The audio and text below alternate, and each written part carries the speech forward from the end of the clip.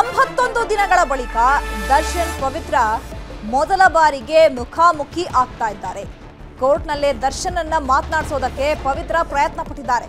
ಮುಂದೆ ಬಾ ಅಂತ ದರ್ಶನ್ಗೆ ಪವಿತ್ರ ಗೌಡ ಕರೆದಿದ್ದಾರೆ. ಯಾಕಂದ್ರೆ ಪರಪ್ಪರ ಅಗ್ರಹಾರದಲ್ಲೇ ಇದ್ರು ಕೂಡ ಇಬ್ರು ಕೂಡ ಪ್ರತ್ಯೇಕವಾಗಿ ಬೇರೆ ಬೇರೆ ಸೆಲ್ನಲ್ಲಿದ್ದಾರೆ. ಸೊ 81 ದಿನಗಳ ಬಳಿಕ ಈಗ ಕೋರ್ಟ್ ಆವರಣಕ್ಕೆ ಬಂದ್ರಲ್ಲ, ಆಗ್ಲೇ ಈಗ ಪವಿತ್ರ ಗೌಡ ಹಾಗೆ ದರ್ಶನ್ ಮುಖಾಮುಖಿ ಆಗಿರೋದು. ಈ ಸಂದರ್ಭದಲ್ಲಿ ಪವಿತ್ರ ಗೌಡ ದರ್ಶನ್ ಅವರನ್ನ ಮಾತನಾಡಿಸೋದಕ್ಕೆ ಪ್ರಯತ್ನ ಪಟ್ಟಿದ್ದಾರೆ. ಮುಂದೆ ಬಾ ಅಂತ ದರ್ಶನ್ಗೆ ಪವಿತ್ರ ಗೌಡ ಕರೆದಿದ್ದಾರೆ. ವಿಚಾರಣೆ ಮುಗಿಸಿ ಹೊರಟಾಗ ಪವಿತ್ರ ಗೌಡ ಕಣ್ಣೀರು ಹಾಕಿದ್ದಾರೆ. ದರ್ಶನ್ ಹೊರಟ ಮೇಲೆ ಪವಿತ್ರ ಗೌಡ ಮಗಳ ಆಗಮನ ಆಗಿದೆ. ಅಮ್ಮ ಮಗಳನ್ನ ನೋಡಿ A1 ಆರೋಪಿ ಪವಿತ್ರ ಗೌಡ ಕಣ್ಣೀರಿಟ್ಟಿದ್ದಾರೆ. ಯಾಕಂದ್ರೆ ಒಂದ್ ಕಡೆ ಅವ್ರಿಗೂ ಅನ್ಸಿರ್ಬೇಕು, ಮಾಡಿದ್ದು ಕೆಲಸ ಸರಿ ಇರಲಿಲ್ಲ, ಹಾಗಾಗಿ ನಾವು ಇದನ್ನ ಎದುರಿಸಲೇಬೇಕಾಗುತ್ತೆ ಅಂತ ಹೇಳಿ. ಮತ್ತೊಂದ್ ಕಡೆ ಈಗ ದರ್ಶನ್ ಅವರನ್ನ ನೋಡದೆ ಅನ್ನುವಂತಹ ಖುಷಿ ಕೂಡ ಇರ್ಬೋದು. ಅದರಲ್ಲೂ 81 ದಿನಗಳ ಬಳಿಕ ಇಬ್ರು ಕೂಡ ಮೊದಲ ಬಾರಿಗೆ ಮುಖಾಮುಖಿ ಆಗ್ತಿದ್ದಾರೆ. ಈ ಸಂದರ್ಭದಲ್ಲಿ ಅಫ್ಕೋರ್ಸ್ ದರ್ಶನ್ ಅವರನ್ನ ಮಾತನಾಡಿಸೋದಕ್ಕೆ ಪವಿತ್ರ ಗೌಡ ಪ್ರಯತ್ನ ಪಟ್ಟಿದ್ದಾರೆ. ಬಟ್ ಅದು ಕೂಡ ಆಗ್ಲಿಲ್ಲ. ಪೊಲೀಸರ ಕಣ್ಗಾವಲಿನಲ್ಲಿ ಮಾತನಾಡಿಸೋದಕ್ಕೆ ಬಿಡ್ತಾರಾ?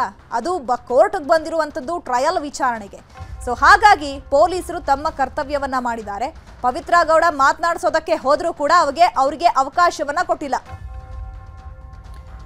ಈ ಬಗ್ಗೆ ಮತ್ತಷ್ಟು ಮಾಹಿತಿಯನ್ನು ಕೊಡ್ತಾರೆ ನಮ್ಮ ಪ್ರತಿನಿಧಿ ಗಂಗಾಧರ್. ಈಗ ಕೋರ್ಟ್ ಆವರಣದಲ್ಲಿ 81 ದಿನಗಳ ಬಳಿಕ ಪವಿತ್ರ ಗೌಡ ಹಾಗೆ ದರ್ಶನ್ ಅವರು ಮುಖಾಮುಖಿ ಆಗಿದ್ದಾರೆ. ಪವಿತ್ರ ಗೌಡ ಅವರು ಯಾವ ರೀತಿ ದರ್ಶನ್ ಅವರನ್ನ ಮಾತನಾಡಿಸಬೇಕು ಅಂತ ಪ್ರಯತ್ನ ಪಟ್ಟರು ಅಲ್ಲಿ?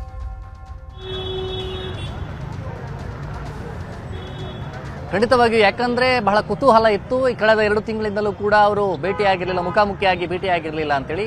ಆದ್ರೆ ಇಲ್ಲಿ ಸೆಂಟ್ರಲ್ ಜೈಲಿನ ಬ್ಯಾರಕ್ ಅಂದ್ರೆ ಮೇನ್ ಜೈಲಿನ ಒಳಗಡೆ ಪವಿತ್ರ ಗೌಡ ಇರುವಂತದ್ದು, ಕ್ವಾರಂಟೈನ್ ಸೆಲ್ ನಲ್ಲಿ ದರ್ಶನ್ ಇರುವಂತದ್ದು. ಈ ಸಂದರ್ಭದಲ್ಲಿ ಅವರು ವಿಡಿಯೋ ಕಾನ್ಫರೆನ್ಸ್ ಬಂದಂತಹ ಸಂದರ್ಭದಲ್ಲಿ ಅಕ್ಕಪಕ್ಕದಲ್ಲಿದ್ರು ಕೂಡ ಅವರು ಮಾತಾಡ್ತಾ ಇರಲಿಲ್ಲ. ಆದ್ರೆ ಇವತ್ತು ಕೋರ್ಟ್ಗೆ ಬಂದಂತಹ ಸಂದರ್ಭದಲ್ಲಿ ನೇರವಾಗಿ ಮುಖಾಮುಖಿಯಾಗಿ ಭೇಟಿಯಾಗಿದ್ದರು. ಈ ಸಂದರ್ಭದಲ್ಲಿ ಪವಿತ್ರ ಗೌಡ ದರ್ಶನನ್ನ ಮಾತನಾಡಿಸುವಂತ ಪ್ರಯತ್ನವನ್ನ ಮಾಡಿದ್ರು ಕೂಡ ದರ್ಶನ್ ಅದಕ್ಕೆ ಹೆಚ್ಚಾಗಿ ಅವರು ಆ ಬಗ್ಗೆ ಗಮನವನ್ನ ಕೊಡ್ಲಿಲ್ಲ. ಯಾಕಂದ್ರೆ ಅದು ದರ್ಶನ್ ಅಂದ್ರೆ ಕ್ಯೂ ಅಲ್ಲಿ A1 A2 ಆಗಿ ಸಾಲಾಗಿ ನಿಲ್ಲಿಸುವಂತಹ ಸಂದರ್ಭದಲ್ಲೂ ಕೂಡ ಮುಂದೆ ಬನ್ನಿ ಅಂತೇಳಿ ಕೂಡ ಪವಿತ್ರ ಕೂಡ ದರ್ಶನ್ ಹೇಳಿರುವಂತದ್ದು. ಆ ಸಂದರ್ಭದಲ್ಲಿ ಇಲ್ಲ, A2 ಹಿಂದೆ ಇರಬೇಕು, A1 ಮುಂದೆ ಇರುವಂತಹ ಪ್ರಕ್ರಿಯೆಗಳಿಗೆ ಅಡ್ವೊಕೇಟ್ಸ್ ಹೇಳಿದಂತ ಸಾಲಾಗಿ ನಿಲ್ಲಿಸಿಕೊಂಡಿದ್ದಾರೆ. ಮತ್ತೆ ಇನ್ನೊಂದು ಭಾವನಾತ್ಮಕ ಒಂದು ಘಟನೆಗೆ ಸಾಕ್ಷಿಯಾದಂತದ್ದು ಕೋರ್ಟ್ ಅಂತಂದ್ರೆ ಅವರ ಮಗಳು ಅಂದ್ರೆ ಪವಿತ್ರ ಗೌಡ ಮಗಳು ಬಂದಂತ ಸಂದರ್ಭದಲ್ಲಿ ಅಲ್ಲಿ ಪವಿತ್ರ ಗೌಡ ಕಣ್ಣೀರು ಹಾಕಿರುವಂತಹ ಕೆಲಸವನ್ನ ಕೂಡ ಆಗಿದೆ. ಅಲ್ಲಿ ಕಣ್ಣೀರು ಹಾಕಿ ಅದು ಸಹಜವಾಗಿ ಮಗಳನ್ನ ನೋಡಿದ ಸಂದರ್ಭದಲ್ಲೇ ಮಗಳನ್ನ ನೋಡಿ ಕೋರ್ಟ್ ಅಲ್ಲೇ ಅಲ್ಲಿ ಕಣ್ಣೀರು ಹಾಕಿರುವುದು. ಮತ್ತೆ ತಾಯಿ ಕೂಡ ಬಂದಂತ ಸಂದರ್ಭದಲ್ಲಿ ಮಗಳಿಗೆ ಈ ರೀತಿ ಪರಿಸ್ಥಿತಿ ಆಯ್ತಲ್ಲ ಅನ್ನೋದು ಸಹಜವಾಗಿ ಅದು ತಂದೆ ತಾಯಿ ಮತ್ತೆ ಮಗಳು ಎಲ್ಲರಿಗೂ ಕೂಡ ಅದು ಸಹಜವಾಗಿ ಆ ನೋವು ಆಗಿರುವಂತದ್ದು. ಅದೇ ರೀತಿಯಾದಂತಹ ಒಂದು ಘಟನೆ ಇಲ್ಲಿ ಕೋರ್ಟ್ ಒಳಗಡೆ ಆಗಿರುವಂತದ್ದು. ಅನಂತರ ಈಗ 57 ಕೋರ್ಟ್ ಏನಿದೆ ಅದು ಒಳಗಡೆ ಈಗ ಕೋರ್ಟ್ ಅಲ್ಲಿ ಎಲ್ಲರನ್ನು ಕೂಡ ಕುಳಿಸಿದ್ದಾರೆ. ಮಗಳನ್ನ ಕೂಡ ಮಾತನಾಡಿಸಿರುವಂತದ್ದು, ಒಂದು ಅಲ್ಲಿ ಮಾತನಾಡಿಸೋ ಮುಂದಾಗಿರುವಂತದ್ದು. ಆ ಸಂದರ್ಭದಲ್ಲಿ ಯಾಕಂದ್ರೆ ಏಕಾಏಕಿ ನೇರವಾಗಿ ಯಾರು ಕೂಡ ಒಳಗಡೆ ಅಲ್ಲಿ ಮಾತಾಡ್ಸಕ್ಕೆ ಬಿಡೋದಿಲ್ಲ, ಕೇವಲ ಕಣ್ಸನ್ನಲ್ಲೇ ಆ ಒಂದು ಪ್ರಕ್ರಿಯೆಗಳಾಗಿರುವಂತದ್ದು. ಅನಂತರ ಒಳಗಡೆ ದರ್ಶನ್ ಆಗಿರ್ಬೋದು ಮತ್ತೆ ಪವಿತ್ರ ಗೌಡ ಅವರಿಬ್ಬರು ಕೂಡ ಮಾತನಾಡಕ್ಕೆ ಹೆಚ್ಚು ಆಗಲಿಲ್ಲ, ಕೇವಲ ಸನ್ನೆಯಲ್ಲೇ ಆಗಿರುವಂತದ್ದು. ಸದ್ಯದ ಮಟ್ಟಿಗೆ ಇನ್ನು ಕೆಲ ಹೊತ್ತಲ್ಲೇ ಅವರನ್ನ ಇಲ್ಲಿಂದ ನೇರವಾಗಿ ಜೈಲಿಗೆ ಕರ್ಕೊಂಡು ಹೋಗ್ತಾರೆ. 10ನೇ ತಾರೀಕು ಖುದ್ದಾಗಿ ಎಲ್ಲ ಆರೋಪಿಗಳನ್ನ ಹಾಜರುಪಡಿಸ್ತಾರೆ ಚೈತ್ರರಾಜ್. ಗಂಗಾಧರ್, ಈಗ ಕೋರ್ಟ್ ಆವರಣದಲ್ಲಿ ಎಲ್ಲ ಆರೋಪಿಗಳನ್ನ ಕೂರಿಸಿದಾರಲ್ಲ, ಯಾಕೆ ಕೂರಿಸಿದ್ದಾರೆ? ಜೊತೆಗೆ ಈಗ ವಕೀಲರು ಕೂಡ ಬದಲಾವಣೆ ಆಗ್ತಾರೆ ಅಂತ ಹೇಳಲಾಗ್ತಾ ಇದೆಯಲ್ಲ, ಸೊ ಹಾಗಾಗಿ ಯಾವ ರೀತಿ ವಕೀಲರು ಚೇಂಜ್ ಆಗಬಹುದು? ಏನೆಲ್ಲ ಪ್ರೊಸೀಜರ್ಸ್ ಇರುತ್ತೆ? ಮತ್ತೆ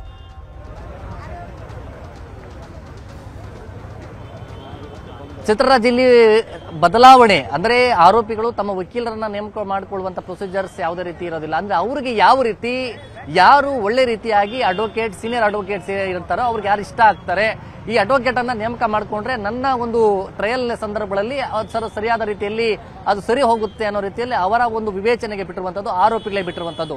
ಅವರು ಇಲ್ಲ ಒಳ್ಳೆ senior advocate supreme court advocates ನ ಹಾಕೊಂಡ್ರು ಹಾಕೋಬಹುದು, ಇಲ್ಲ ಹೈಕೋರ್ಟ್ ಸೀನಿಯರ್ ಅಡ್ವೊಕೇಟ್ಸ್ ನ ಟ್ರಯಲ್ಗೆ ಹಾಕೊಂಡ್ರೆ ನಮ್ಗೆಲ್ಲ ರೀತಿ ಒಳ್ಳೇದಾಗುತ್ತೆ ಅನ್ನೋದು ರೀತಿಯಲ್ಲಿದ್ರು ಕೂಡ ಅವ್ರು ಹಾಕೊಳ್ಬೇಕು. ಇದು ಆರೋಪಿ ಮತ್ತೆ ಅವರ ಕುಟುಂಬಸ್ಥರು ಮಾಡಿಕೊಳ್ಳುವಂತ ಒಂದು ತೀರ್ಮಾನ. ಇಷ್ಟು ದಿನವರೆಗೂ ಕೂಡ ದರ್ಶನ್ ಪರವಾಗಿ ಸುನೀಲ್ ಅವರಿದ್ರು, ಮತ್ತೆ ಅವರ ಪರವಾಗಿ ಅಂದ್ರೆ ಪವಿತ್ರ ಗೌಡ ಪರವಾಗಿ ಅಲ್ಲಿ Balan advocate senior advocate Balan ಅವರು ಕೂಡ ವಕಾಲತನ್ನ ಹಾಕೊಂಡಿದ್ರು.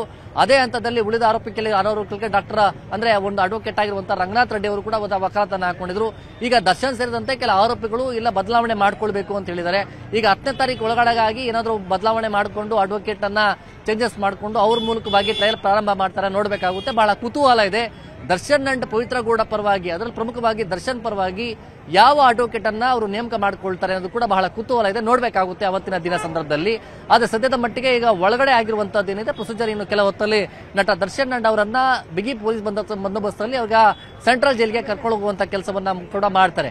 ಆದ್ರೆ ಇಲ್ಲಿ ಪ್ರಮುಖವಾಗಿ ಚಾರ್ಜ್ ಫ್ರೇಮ್ ಆಗಿರುವಂತದ್ದು, ಟ್ರಯಲ್ ನಿಗದಿ ಆಗುವಂತಹ ವಿಚಾರ ಪ್ರಕ್ರಿಯೆಗಳಲ್ಲಿ ಇವತ್ತೇ ಆಗುತ್ತೆ, ಸ್ಟಾರ್ಟ್ ಆಗುತ್ತೆ ಅಂತ ಬಹಳ ಕುತೂಹಲ ಇತ್ತು. ಆದ್ರೆ ಇವತ್ತಿನ ಆದ ಸಂದರ್ಭದಲ್ಲಿ ಕೋರ್ಟ್ ಹಾಲ್ ಒಳಗಡೆ ಆದಂತಹ ಬೆಳವಣಿಗೆಗಳೇನಿತ್ತು ಇವೆಲ್ಲವೂ ಕೂಡ ಕಸಿವಿಸಿ ಆಗಿರುವಂತದ್ದು ನ್ಯಾಯಾಧೀಶರಿಗೆ. ಮತ್ತೆ ಆ ಸಂದರ್ಭದಲ್ಲಿ ಕೂಡ ಚೇಂಬರ್ ಅಲ್ಲಿ ನೀವು ಮಾಡಿ ಎಲ್ಲ ಆರೋಪಿಗಳಿದ್ದಾರೆ, ಟ್ರಯಲ್ ಚಾರ್ಜ್ ಫ್ರೇಮ್ ಪ್ರಾರಂಭ ಆಗಲಿ ಅಂತ ಕೂಡ ಹೇಳ್ಕೊಂಡಿದ್ರು. ಅದೇ ರೀತಿಯಾಗಿ ಆರೋಪಿಗಳ ಅವರ ವಿರುದ್ಧವಾದಂತಹ, ಅಂದ್ರೆ ಅವರ ಮೇಲೆ ಇದ್ದಂತ ಆರೋಪ ಏನಿತ್ತು, ಸಾಕ್ಷಿನಾಶ ಆಗಿರ್ಬೋದು, ಕೊಲೆ ಆಗಿರ್ಬೋದು, ಮತ್ತೆ ಕಿಡ್ನಾಪ್ ಆಗಿರ್ಬೋದು, ಪ್ರತಿಯೊಂದು ಕೂಡ ಪವಿತ್ರ ಗೌಡ ಅಂಡ್ ಇವರಿಬ್ಬರ ಸಂಬಂಧದ ವಿಚಾರವಾಗಿ ಪ್ರಸ್ತಾಪ ಆಗಿರುವಂತದ್ದು, ಮತ್ತೆ ಚಾರ್ಜ್ ಶೀಟ್ ಅಲ್ಲಿ ಏನೆಲ್ಲ ಅಂಶಗಳು ಅವರ ಮೇಲೆ ಉಲ್ಲೇಖ ಆಗಿತ್ತು ಅನ್ನೋವೆಲ್ಲ ಕೂಡ ಓದಿ ಹೇಳುವ ಪ್ರಯತ್ನ ಮಾಡಿದ್ರು. ಅದೇ ಸಂದರ್ಭದಲ್ಲಿ ಉಳಿದ ಆರೋಪಿಗಳು ಸೇರಿದಂತೆ ಈ ಆರೋಪಿಗಳೆಲ್ಲರೂ ಕೂಡ ಇಲ್ಲ ಸ್ವಾಮಿ ಇದೆಲ್ಲ ಸುಳ್ಳು, ನಾವು ಈ ಆರೋಪವನ್ನ ಒಪ್ಕೊಳ್ಳೋದಿಲ್ಲ ಅಂತೇಳಿ ಅವರೆಲ್ಲರೂ ಕೂಡ ಹೇಳಿರುವಂತದ್ದು. ಹೀಗಾಗಿ ಸದ್ಯ ಅದು ಟ್ರಯಲ್ ಪ್ರಾರಂಭ ಆಗುತ್ತೆ. 10ನೇ ತಾರೀಕಿನ ನಂತರ ಪ್ರೊಸೀಜರ್ಸ್ ಎಲ್ಲ ಯಾವ ರೀತಿ ನಡೆಯುತ್ತೆ, ಬೆಳವಣಿಗೆಗಳೇನಾಗುತ್ತೆ, ಆರೋಪಿಗಳು ತಮ್ಮ ಅಡ್ವೊಕೇಟ್ಸ್ ಗಳನ್ನ ಯಾವ ರೀತಿ ನೇಮಕ ಮಾಡ್ಕೊಳ್ತಾರೆ, ಯಾರು ನೇಮಕ ಮಾಡಿಸ್ಕೊಳ್ತಾರೆ ಅದು ಕೂಡ ನೋಡ್ಬೇಕಾಗುತ್ತೆ. ಚಿತ್ರರಾಜ್. ಓಕೆ, ಥ್ಯಾಂಕ್ ಯು ಗಂಗಾಧರ್ ತಮ್ಮೆಲ್ಲ ಇನ್ಫಾರ್ಮೇಶನ್